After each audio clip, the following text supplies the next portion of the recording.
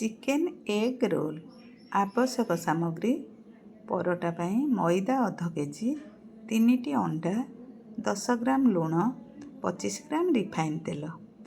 Chicken ମସଲା ପାଇଁ 500 ଗ୍ରାମ chicken, 500 ଗ୍ରାମ ପିଆଜ, 10 ଗ୍ରାମ ଚାଇନା ସଲ୍ଟ, ଗରମ ମସଲା, ଲଙ୍କାଗୁଣ୍ଡ, ଧନିଆ ଗୁଣ୍ଡ, ଜିରା ଗୁଣ୍ଡ ପ୍ରତ୍ୟେକରୁ 5 ଗ୍ରାମ ଲେଖାଏଁ, ଅଳ୍ପ ମେଥିପତ୍ର 25 ଗ୍ରାମ, ଅଦା ରସୁଣ ବଟା 25 ଗ୍ରାମ, ତେଲ, ସ୍ୱାଦ ଅନୁଯାୟୀ ଲୁଣ, ଟମାଟୋ ଓ ଚିଲି ସସ୍। ପ୍ରସ୍ତୁତ ପ୍ରଣାଳୀ: ପ୍ରଥମେ ମଇଦାରେ ତେଲ, ଲୁଣ ଓ ଅଣ୍ଡା ଭାଙ୍ଗି ପକାଇକି ଫେଣ୍ଟନ୍ତୁ। ଏଗୁଡ଼ିକ ଭଲ ଭାବରେ ମିଶିଯିବା ପରେ ଆବଶ୍ୟକ ଅନୁସାରେ ପାଣି ଦେଇ ଚକଟିବା ପରେ ଛୋଟ ଛୋଟ ଗୁଳା କରନ୍ତୁ। ତାପରେ ରୁଟି ଭଳି ପତଳା କରି ବେଲନ୍ତୁ। ଏହାପରେ ତାୱାରେ ତେଲ ଗରମ କରି ଏହାକୁ ସେକନ୍ତୁ।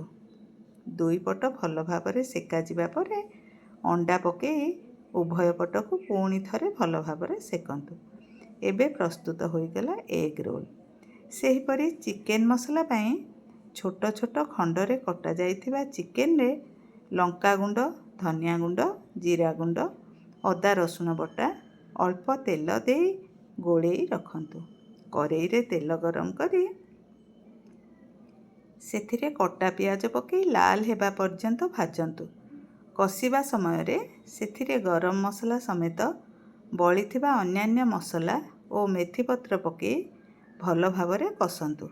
ଗରମ ଗରମ ଏଗ୍ ରୋଲ୍ରେ ଏହି ଚିକେନ୍ ମସଲାକୁ ଦେଇ ରୋଲ୍ କରି ସେଥିରେ ଟମାଟୋ ଓ ଚିଲି ସସ୍ ଦେଇ ପରିବେଷଣ କରନ୍ତୁ।